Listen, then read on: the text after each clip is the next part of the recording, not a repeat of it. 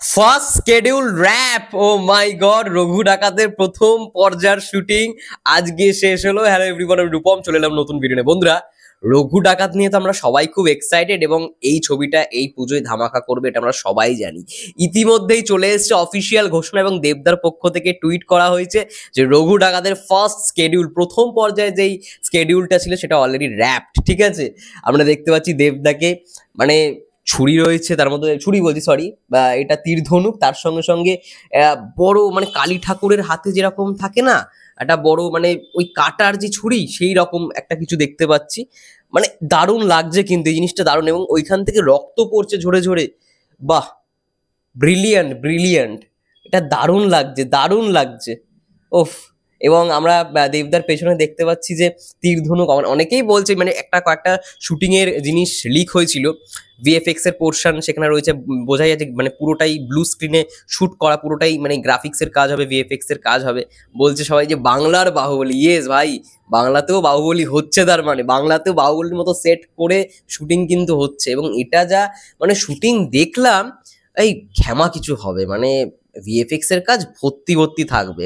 যাই হোক, রঘু ডাকাতের অফিসিয়াল পোস্টার চলে এলো, দেবদাকে আমরা দেখতে পাচ্ছি, বড় বড় চুল, বড় বড় দাড়ি, দারুণ দারুণ রকম ভাবে মানে মেনটেন করেছে দেবদা। এত বড় দাড়ি ভাই, সত্যি রাখাটা খুবই অসহ্য, তাও একটা শুটিং এর জন্য করতে হচ্ছে। সেই খাদানও দেখলাম আমার, আর রঘু ডাকাতেও দেখতে পাচ্ছি। এবার পোস্টারটাকে নিয়ে যদি পার্সোনালি কথা বলি, পোস্টারটা কেমন লাগলো? দেখো, পোস্টারটা অনেস্টলি স্পিকিং, পেছনের যে ব্যাকগ্রাউন্ডটা রাখা হয়েছে না, সেটা পুরোপুরি খাদানের।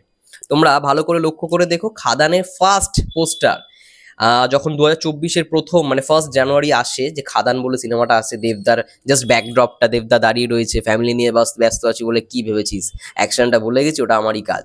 তো ওই যে পোস্টারটা ছিল, দেখবো ওর ব্যাকগ্রাউন্ডটা পেছনে একটা চাঁদের মতো ছিল, ঠিক সেম টু সেম এইখানেও কিন্তু চাঁদের মতো রাখা হয়েছে, এবং ব্যাকড্রপটার কালারটাও সেম। ভালো করে দেখো, ব্যাকড্রপটার কালারটাও সেম, মানে র্যাপ মানে যে লেখাটা সেটাও সেম। প্লাস খাদানে আমরা পোস্টারটার মধ্যে একটা পাখির চিহ্ন দেখতে পেয়েছিলাম, যে একটা পাখি উঠে, দেখো সেটাও সেম। আই থিঙ্ক ওই মানে ব্যাকগ্রাউন্ডটার ওপরই আর কি এই রঘু ডাকাতের পোস্টারটাকে আর কি ইয়ে করে দেওয়া হয়েছে। একটু অন্য ব্যাকগ্রাউন্ড দিলে ভালো হতো, কারণ রঘু ডাকাতের জনরাটা তো পুরোপুরি আলাদা, তো সেটার জন্যই আর কি পুরোপুরি মানে ব্যাকগ্রাউন্ডটা দেখে মনে হচ্ছে একটা খাদান টেমপ্লেটের উপর বসিয়ে দেওয়া হয়েছে। এটা কোথাও গিয়ে মানে একটু ফ্লজ লাগলো। কিন্তু বাকি আর মানে বাকি যদি আমি দেবদাকে নিয়ে কথা বলি, কারণ যেহেতু দেবদাকি দেখা যাচ্ছে, তো ব্যাপক লাগছে ভাই।